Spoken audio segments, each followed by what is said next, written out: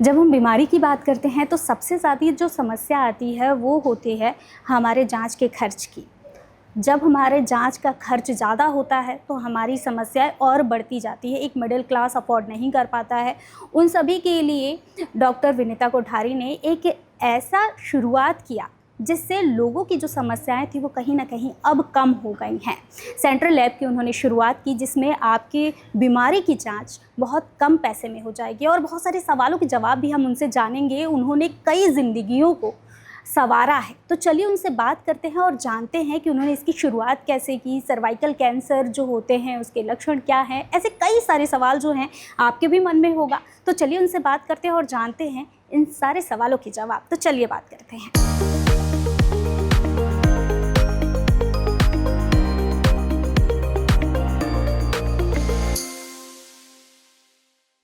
Ma'am बहुत बहुत स्वागत है आपका हमारे चैनल में। मैम सबसे पहले तो मैं आपसे ये जानना चाहूँगी कि जो आपने सेंट्रल लैब की शुरुआत की है वो क्या सोच के की, इसके पीछे का रीज़न क्या था? तो सेंट्रल लैब एक्चुअली जब सेंट्रल लैब शुरू हुआ 2011 में, तो इंदौर में बहुत सारे टेस्ट होते नहीं थे और टेस्ट दिल्ली और मुंबई भेजने पड़ते थे और उसमें रिपोर्ट आने में टाइम लगता था, पेशेंट को एडमिट रहना पड़ता था जब तक रिज़ल्ट ना आए एक्स्ट्रा। तो मुझे लगा कि क्यों ना एक रेफरेंस लैब स्टेट में बनाया जाए जहाँ सारे वो टेस्ट होते हों जो नॉर्मल लैब्स में नहीं हैं। लेकिन आपने ये लैब की शुरुआत की वो बहुत ही अच्छी बात है। सबसे अच्छी बात तो ये यहाँ पे सस्ते में हो रहा है। जो लोग अफोर्ड नहीं कर पाते, अगर मैं बात करूँ मिडिल क्लास लोगों की, तो वो अफोर्ड नहीं कर पाते। लाखों की जांच हो रही है और ये जांच बहुत टाइम हो जाता है आने में, इसकी रिपोर्ट आने में हमको बाहर भेजना पड़ता था, रिपोर्ट आने में टाइम लग जाता था। लेकिन ये जो शुरुआत हुई, आपने सस्ते में क्यों सोचा? तो देखिए, कोई भी ट्रीटमेंट, मेडिकल ट्रीटमेंट आजकल बिना डायग्नोस्टिक के नहीं होता। मतलब जो पैथोलॉजी और रेडियोलॉजी है वो रीढ़ की हड्डी हैं एक तरह से मेडिकल ट्रीटमेंट के। अगर कोई पेशेंट डॉक्टर के पास जाता है तो पहले तो डॉक्टर की फ़ीस देता है, फिर वो लिस्ट ऑफ इन्वेस्टिगेशन जो लिखते हैं वो करने के बाद ही डॉक्टर उनको ट्रीटमेंट लिखते हैं। तो मुझे लगा कि कहीं डायग्नोस्टिक इतना महंगा ना रहे कि पेशेंट को ट्रीटमेंट लेने के ही पैसे ना बचे।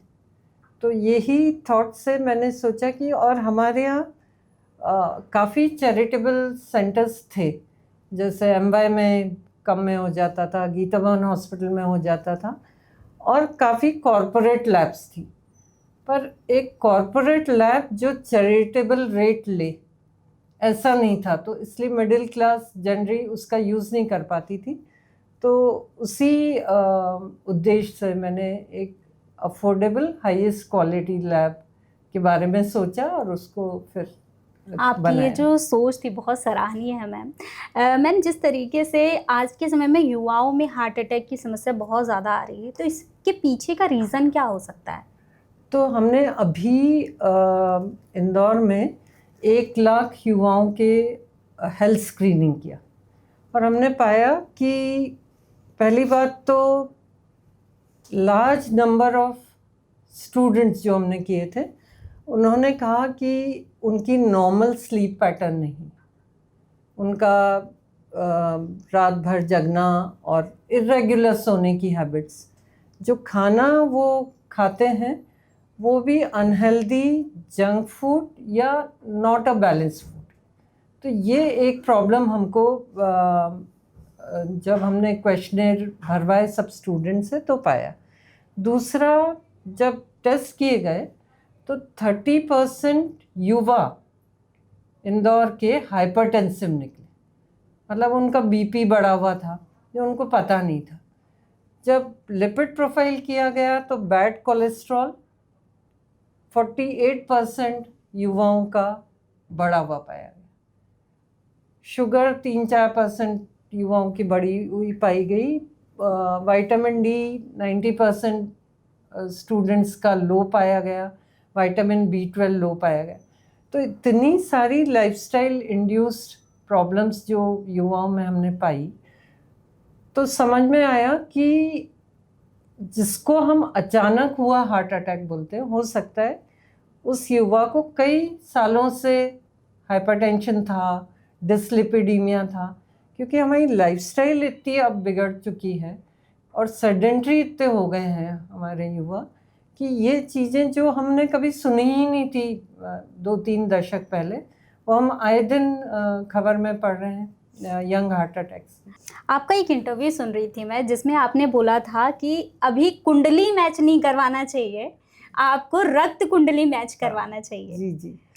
तो मैं हमेशा ही कहती हूँ कि जन्म कुंडली से ज़्यादा इम्पोर्टेंट रक्त कुंडली है, क्योंकि जो लड़का और लड़की शादी करते हैं, अगर उनको कोई भी जेनेटिक डिजीज़ है और जो मैनिफेस्ट नहीं हुई है, फॉर एग्जांपल थैलेसीमिया माइनर अगर किसी लड़की को है और अगर वो थैलेसीमिया माइनर के ही लड़के से शादी करती है, तो बहुत चांसेस हैं कि जो उनकी अगली पीढ़ी आएगी उसमें से आधे लोगों को थैलेसीमिया मेजर हो जाए।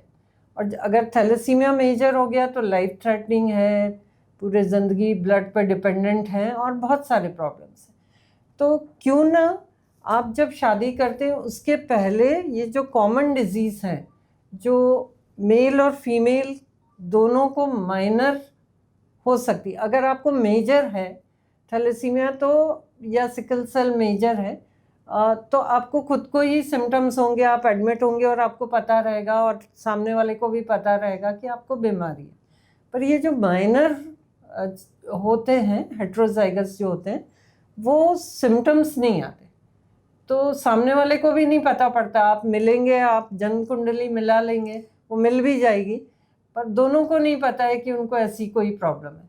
वो आप ब्लड टेस्ट से ही रूल आउट कर सकते। मतलब कि कहना चाहें तो अगर हेल्दी फैमिली आपको चाहिए तो रक्त कुंडली ज़रूर मिलवाना चाहिए। बिल्कुल बिल्कुल जी। मैम, आज के समय में महिलाओं में सर्वाइकल कैंसर और ब्रेस्ट कैंसर के बहुत सारे चांसेस देखने को मिल रहे हैं।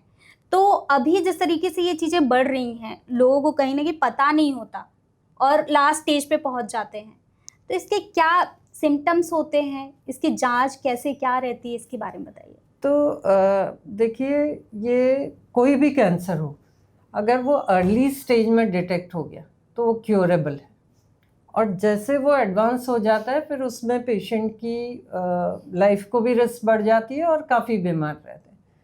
अब जो सर्वाइकल कैंसर है उसके लिए एक बहुत सिंपल टेस्ट है जिसको बोलते हैं लिक्विड बेस्ड साइटोलॉजी। तो आप LBC टेस्ट अपने सर्वाइकल पैप्समियर होता है, इंटरनल टेस्ट किया जाता है, उसमें सेल्स को स्टडी करते हैं। तो अगर वो सेल्स हेल्दी हैं और नॉर्मल हैं तो ये 100% है कि अगले 10 साल आपको स्क्रीनिंग की जरूरत नहीं, आपको कैंसर नहीं होगा। लेकिन अगर आपने LBC कराया और उसमें थोड़ा अर्ली स्टेजेस कैंसर की आए या डिस्प्लेजिया आया, तो आप तुरंत उसका ट्रीटमेंट कर सकते हैं, उसको रिवर्स कर सकते हैं और अपने आप को बचा सकते हैं। अब सर्वाइकल कैंसर का जो कॉमनेस्ट कॉज है वो HPV वायरस है। तो अगर HPV वायरस की भी साथ में टेस्टिंग कर लेंगे तो पता पड़ जाएगा कि कैंसर प्रोड्यूसिंग वायरस है कि नहीं। तो पहला तो आपकी स्मीयर में डिस्प्लेजिया आ गया, मतलब कैंसर की शुरुआत होने के लक्षण आ गए, और बाद में अगर आपका HPV वायरस भी प्रेजेंट आया तो फिर आपको उसके लिए रिवर्सल पे डॉक्टर के द्वारा काम कराना पड़ेगा। अगर ये दोनों नेगेटिव हैं तो आप निश्चिंत हो सकते हैं 10 साल बाद अपना पैप स्मीयर रिपीट करें। जहाँ तक ब्रेस्ट कैंसर की बात है, तो ब्रेस्ट कैंसर सबसे इजी और फर्स्ट इन्वेस्टिगेशन जिसमें कोई कॉस्ट नहीं है वो है सेल्फ ब्रेस्ट एग्जामिनेशन। तो पेशेंट को अपना ब्रेस्ट रोज पैल्पेट करना चाहिए और एटलीस्ट हफ्ते में एक बार करना चाहिए, ताकि नॉर्मल ब्रेस्ट कैसा है, उसकी फील कैसी है, वो उनको अगर पता रहेगी तो कभी भी अगर छोटी सी भी गठान आई तो वो तुरंत खुद ही पकड़ पाएंगे और वो डॉक्टर के पास जा सकते हैं। जो जांचें ब्रेस्ट कैंसर में होती हैं वो एक होती है मैमोग्राफी। मैमोग्राफी यंग ब्रेस्ट में काम नहीं करती, वो 40-45 के बाद ही मैमोग्राफी से आपको लम्प डिटेक्ट होगा, उसके पहले सोनोग्राफी से होगा। और बेस्ट होता है सोनो मैमोग्राफी दोनों किया जाए अगर 40 के ऊपर की महिला है। तो ये टेस्ट आप एनुअल स्क्रीनिंग कर सकते हैं 45 के बाद। अगर आपकी फैमिली में ब्रेस्ट कैंसर की हिस्ट्री है तो आप अगर यंग भी हैं तो भी आप अपनी स्क्रीनिंग करा लें। और आजकल जिनोमिक टेस्ट अवेलेबल है। ब्लड में, आपके ब्लड में जो ट्यूमर सेल है वो डिटेक्ट की जा सकती है गठान बनने के भी पहले। तो वो जिनोमिक टेस्ट भी अब इजीली अवेलेबल है। अगर वो करा लें तो आप अगले पूरे साल के लिए 30 कैंसर 50 कैंसर जितना भी पैनल आप कराते हैं वो नहीं होगा, इससे निश्चिंत हो सकते। मैम, जैसे कि पैथोलॉजी जो है आपकी, अगर जांच की बात की जाए तो कभी कभी ऐसा होता है कि हम ट्रस्ट नहीं कर पाते हैं जांच पे। डॉक्टर के पास लेके जाते हैं तो वो बोलते नहीं, आपकी रिपोर्ट गलत है, आपकी रिपोर्ट गलत है, आप यहाँ से करवाइए। तो ये ऐसा क्यों होता है? तो देखिए, पेशेंट को जैसे डॉक्टर चूज़ करने का हक है वैसे लैब भी चूज़ करने का हक है। पेशेंट अगर अवेयर होंगे तो आपको कोई मिसगाइड नहीं करेगा। और जो सेंट्रल गवर्नमेंट है उन्हें NABL करके राष्ट्रीय प्रत्यार्पण बोर्ड का सर्टिफिकेशन देते हैं उन लैब्स को जिनके पास बेस्ट मैन पावर है। जो डॉक्टर्स हैं वो भी क्वालिफाइड हैं, जो टेक्नीशियंस हैं वो भी क्वालिफाइड हैं, बेस्ट मशीन्स हैं जिनमें एरर होने की चांसेस कम हैं। तो वो बोलते हैं मैन, मशीन, मटेरियल जो लैब यूज़ करती है वो देखते हैं और मेथड जो वो यूज़ करते हैं। तो ओवरऑल लैब की क्वालिटी का ऑडिट NABL करता है और सर्टिफिकेट देता है। तो अगर कुछ समझ में ना आए तो आप सर्च करिए कि कौन सी NABL एक्रेडिटेड लैब है और वहाँ टेस्ट करा लीजिए। अगर आप कहीं डॉक्टर आपसे कोई और लैब में बोलता है और उसका कोई पर्टिकुलर रीज़न हो कि वो NABL लैब ही है और इसलिए वो सजेस्ट कर रहे हैं तो ठीक है, अदरवाइज पेशेंट खुद चूज़ कर सकता है।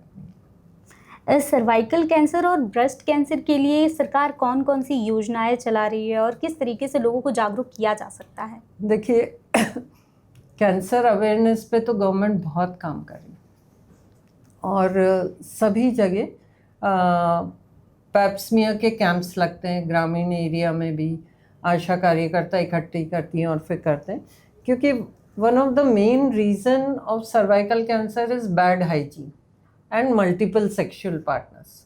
तो कोई ग्रामीण लोग भी अछूते नहीं हैं और शहर भी नहीं।